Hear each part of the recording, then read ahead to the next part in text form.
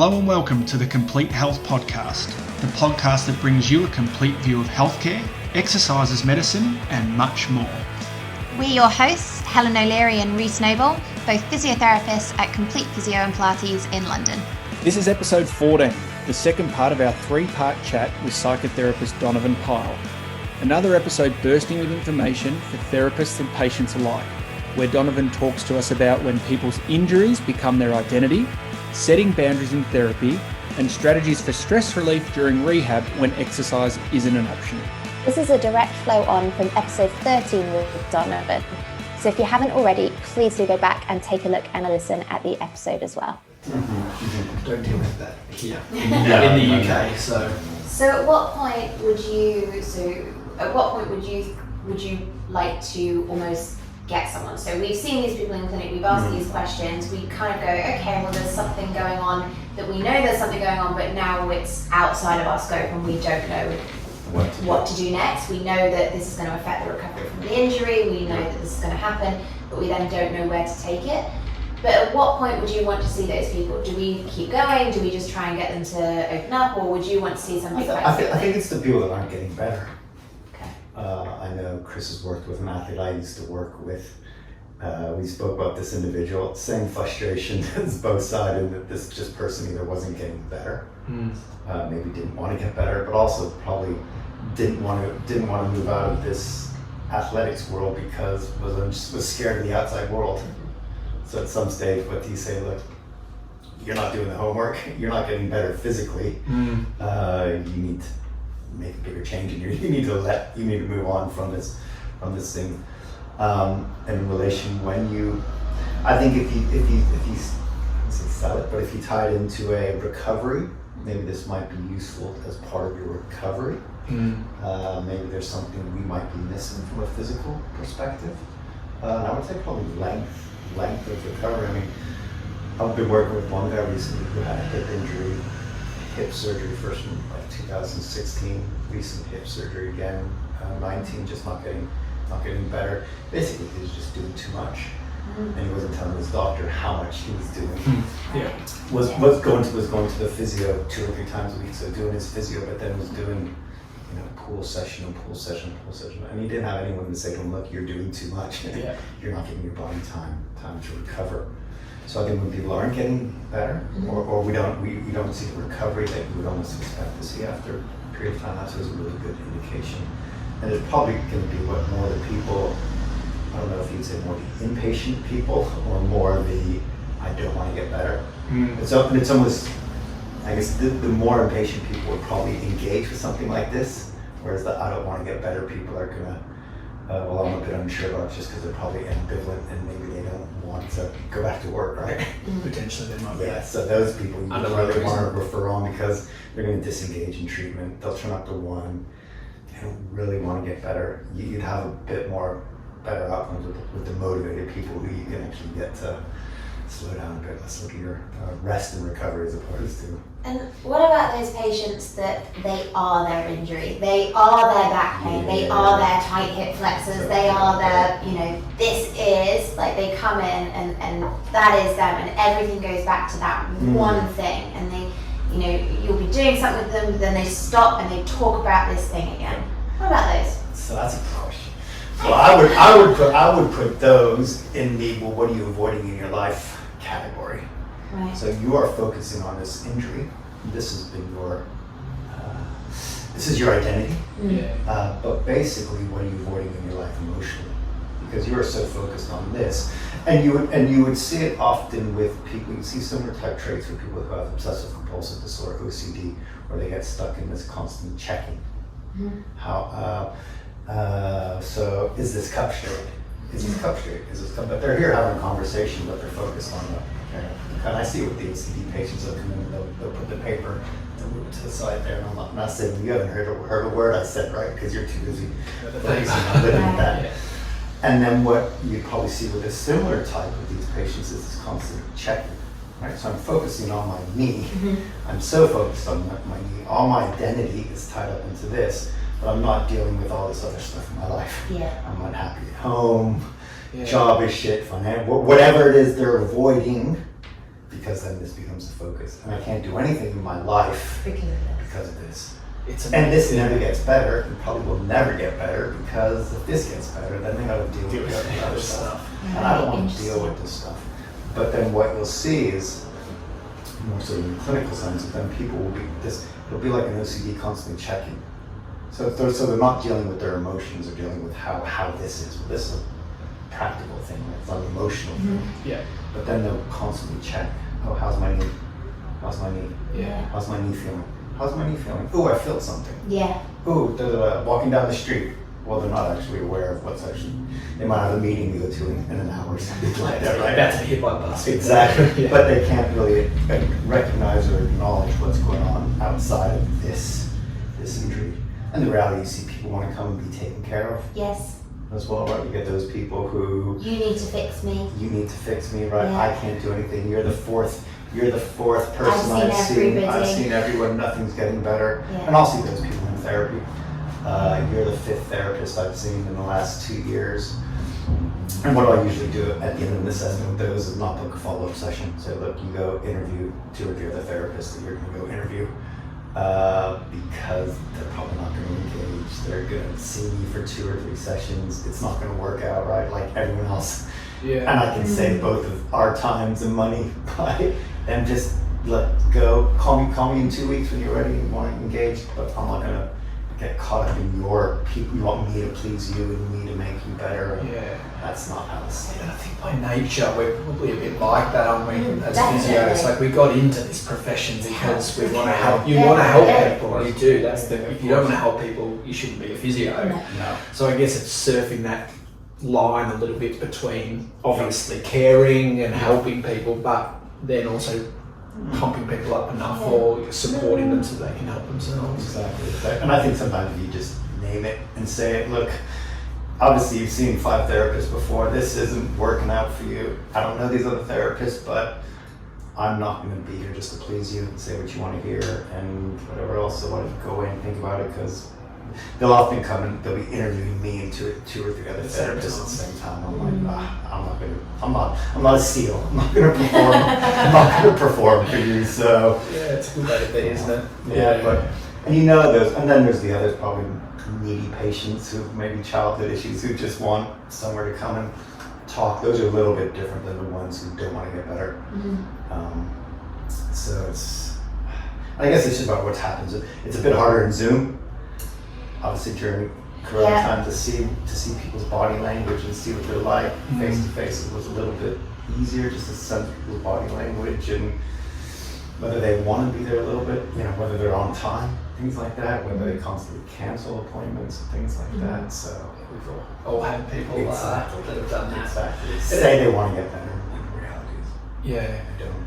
And it's sometimes it's hard, isn't it? Because you want to be hard enough with people that you don't want to pander to them, but at the same time you don't want to be so harsh that it's going to scare people off. Or it's going to trigger something that you don't have the skill to then kind of deal with, and you kind of can't come back from that.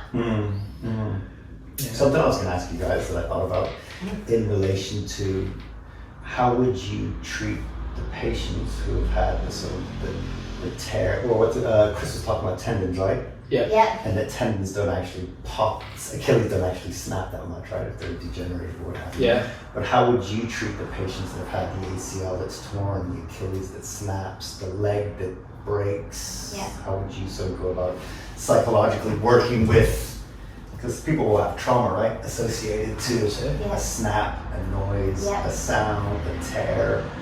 How would you go about treating that aspect of an injury different than other aspects? Well, I guess it probably depends on what the follow-up's then been. So if I'm seeing them the day that it snapped, obviously that's different to 12 weeks later when they've now had surgery on whatever snapped.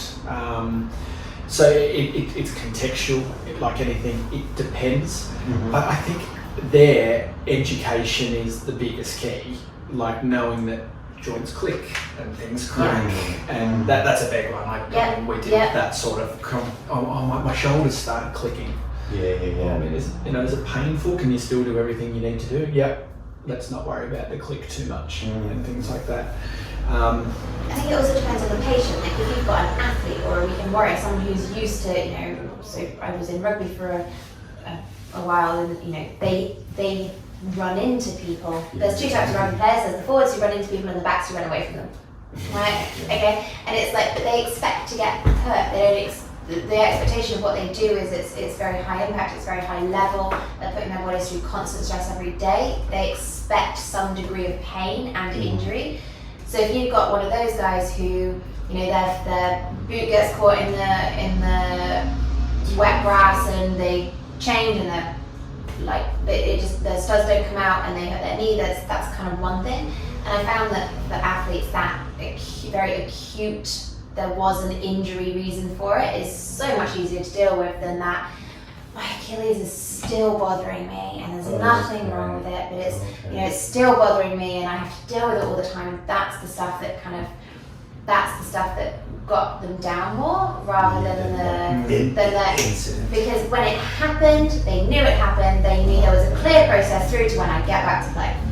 Okay, so it's injury that won't go away. So. Yeah, and then like Reece says, with kind of that sort of normal population, so that's what I put myself in, someone who's active and does stuff but doesn't do lots of stuff, then it's really understanding that your body does get older, and from the ages of 20 our spine starts to degenerate, and that's really normal. And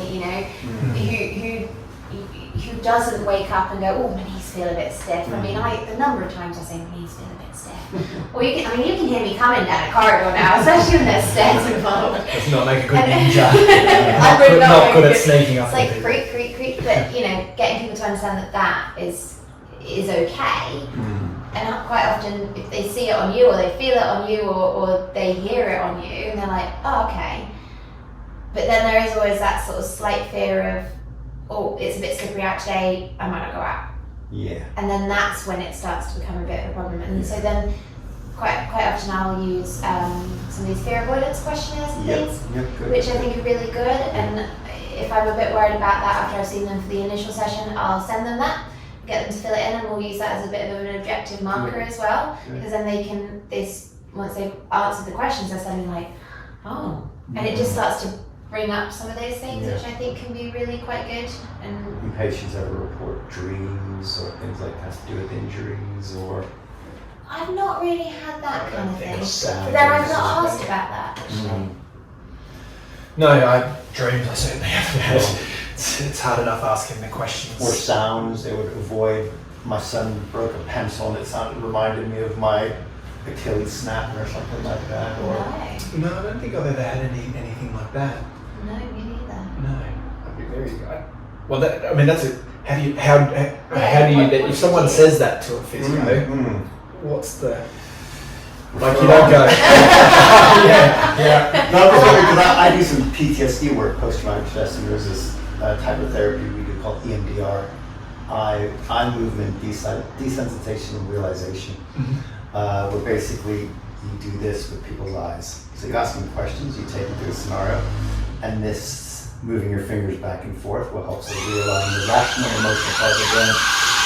But I've always thought in sports, when people have experienced some trauma, whether it's like missing a penalty kick or a bad Froome's bike crash or something like that, or other really traumatic things, that I wonder if people are treating it, as I say, we're treating the body like a car, but are they treating the mind and the trauma in relation to something like that? But I've never read any research or anything that would sort of look at trauma in sports. I imagine the people you would have worked through it, and they would have had some pretty bad injuries. But then there's been there's been more research into mental health after sport rather than mental health during. But we had a team psych. Did you? I don't really know what went on in those sessions, in all honesty. I mean, I think part of it is because we were so busy and we were so dealing with not getting shouted out too much by the coaches that you sort of don't then delve into that bit. Yeah, so there genuinely might have been, and I honestly can sit here and say I wouldn't have had a clue. And something you touched on there about the avoidance questionnaire. You see so many people they develop little twitches, right? That when I'm brushing my teeth, one guy used to put his hand on the sink so he didn't put too much load on the guy with the hip.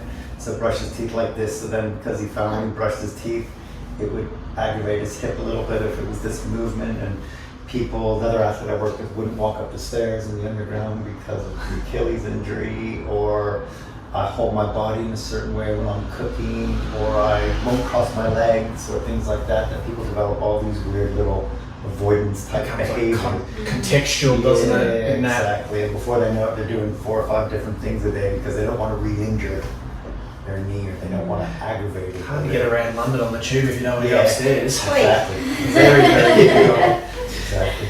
So we've moved into a bit of what we had planned for podcast 2 here with Donovan. So I'm going to make an executive decision, and we're just going to keep going. Oh, we're going to do a long one.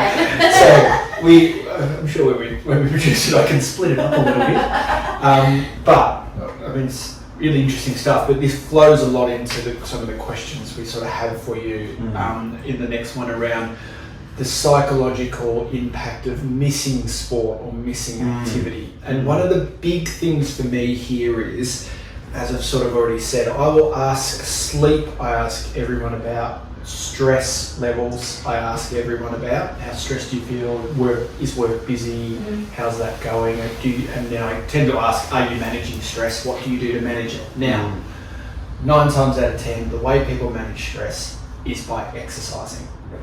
So when exercise gets taken away and they can't go to the gym and smash that bag or run on the treadmill or go on the bike or lift the weights, what should people be doing, or what are some things that they can be doing to empty that stress bucket? Good question. Good question. I guess you're talking about people that are generally active. Yep. You're talking about people who exercise 4 to 5 times a week. So they probably need to find something to replace that. But we know whatever they're replacing with isn't going to have the same effect. Yeah. So yoga, Pilates as opposed to running or cycling or what have you. I guess it depends on how much time people have.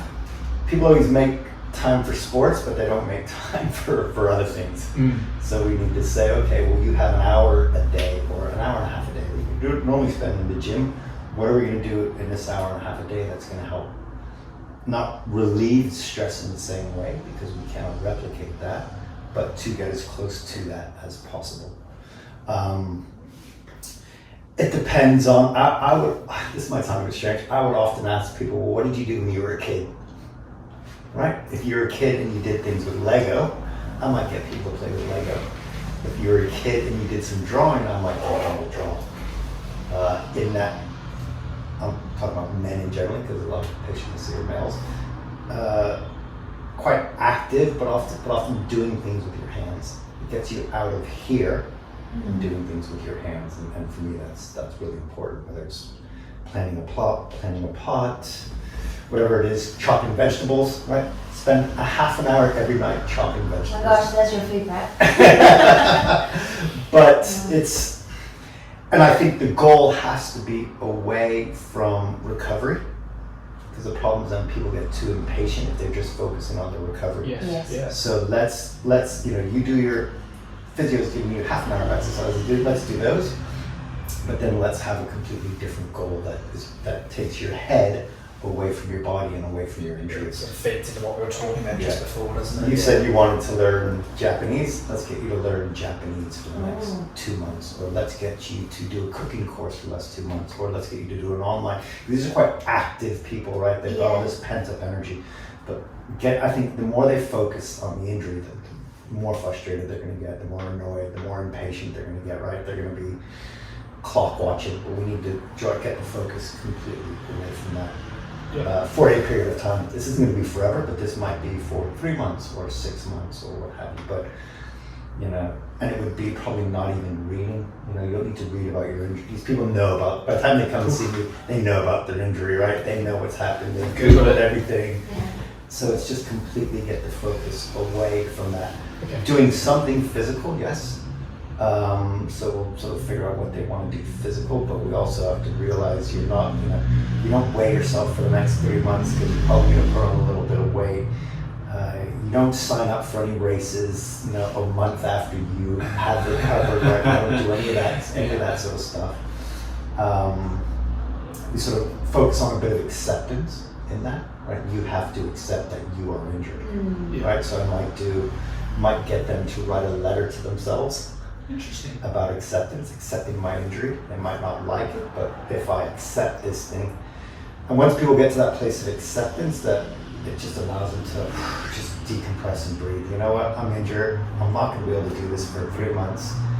I can just accept it for this period of time, and then I can draw my attention, my focus somewhere else. What are some things you feel that you might see within people, or things that people might say to indicate that they're not accepting that they're injured?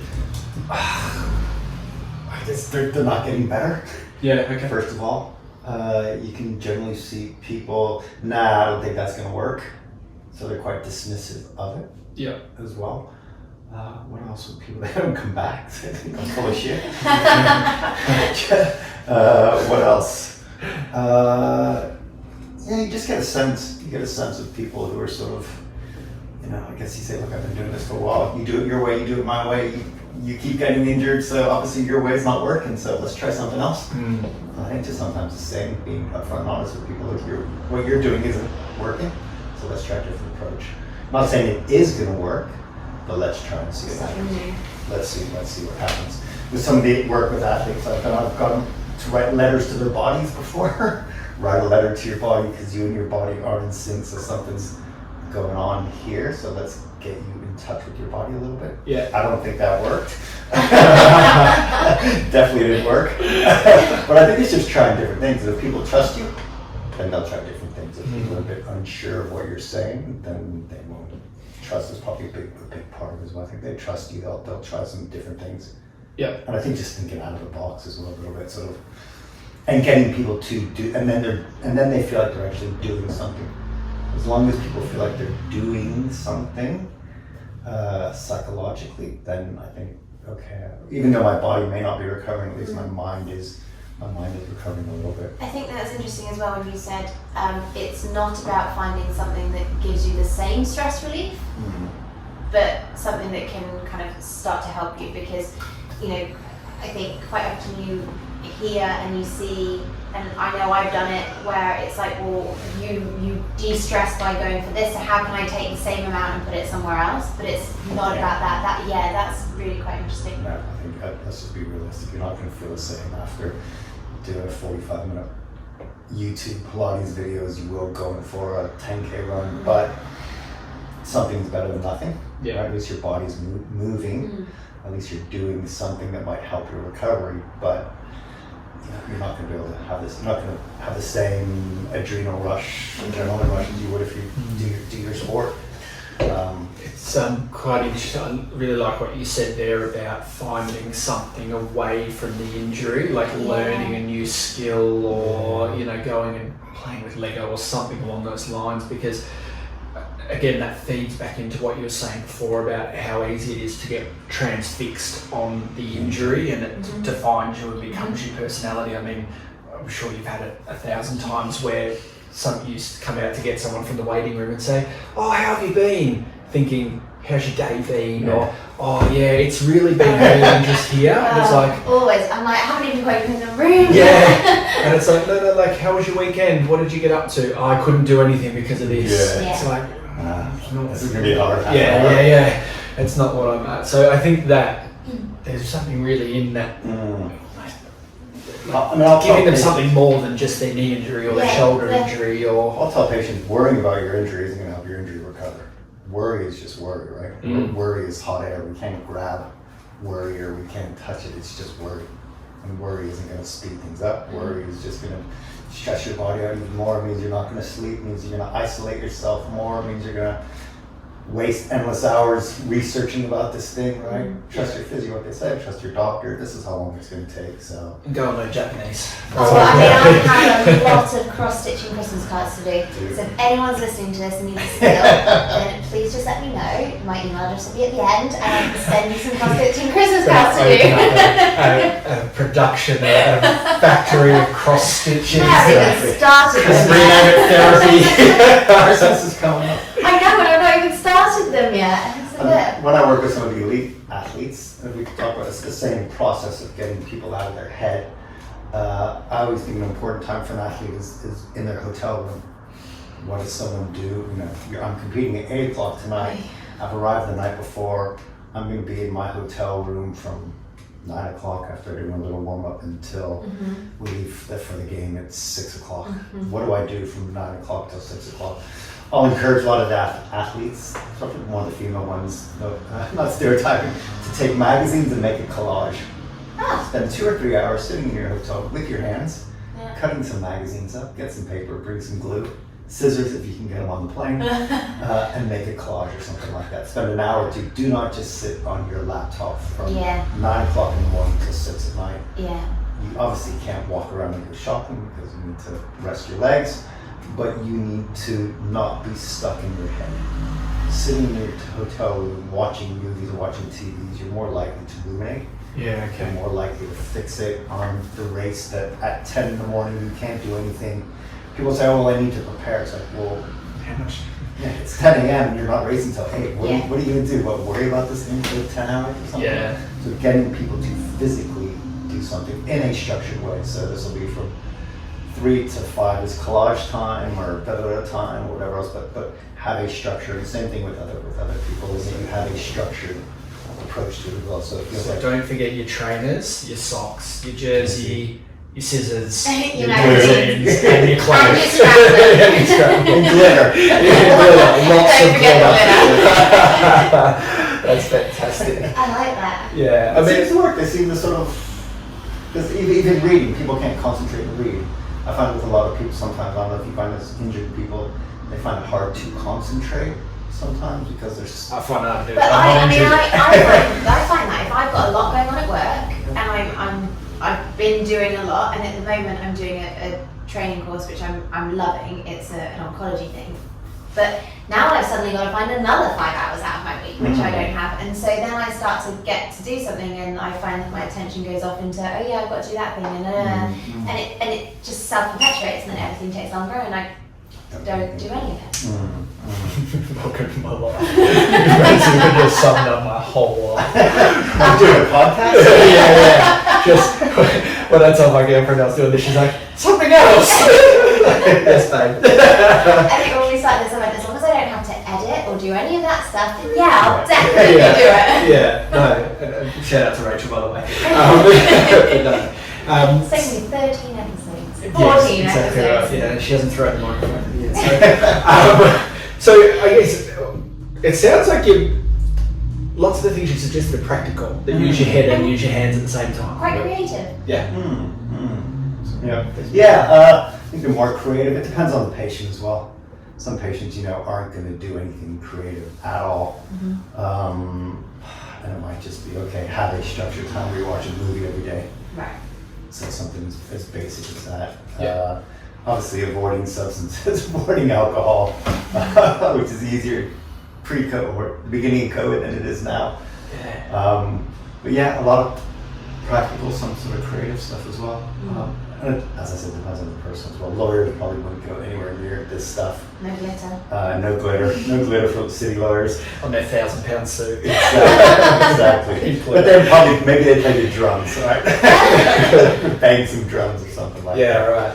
So I can see that as being a bit more of a stress. Yeah. On the side of the bed, you don't have to get drunk here, or husbands or anything. And what did you do as a kid? The hobbies that people did as kids, they enjoyed it at some stage. There's a reason why they did it at whatever age. So it's still in you, right? That little kid's still in you that could waste hours playing video games or something like that. But it's going to be a lot of forts built in, a lot of athletes, lounge rooms. A lot of Fortnite competitions. I used to love making forts. Yeah. I used to get this is really random, I don't know why I'm going to share this with you, but I totally have. I used to get my sleeping bag, which was always in the bottom of the airing cupboard, and it was pink with dogs on, just so you know. And I used to sit at the top of the stairs, sit in it, and then slide all the way down the stairs for hours. For hours. So next time I come into your place, I got 4 steps. pink sleeping bag or something like that. As I slide down my 4 steps. That concludes episode 14 of the Complete Health podcast. Please keep an eye out in the coming weeks for the third part of our chat with Donovan, where we speak about goal setting in therapy, amongst other things. For another week, stay healthy and goodbye.